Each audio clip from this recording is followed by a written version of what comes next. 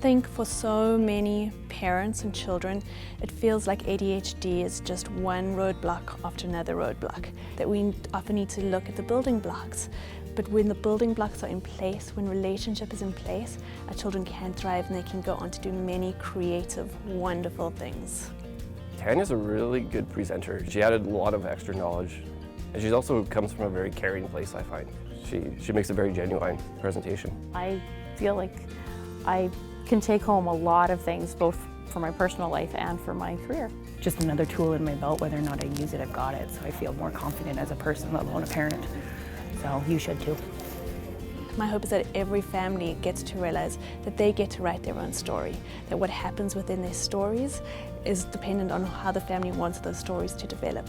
Our children get to write their own stories, and what we get to do as parents, as teachers, as caregivers, is we help to nurture the environment that our children can write whatever stories they want to write.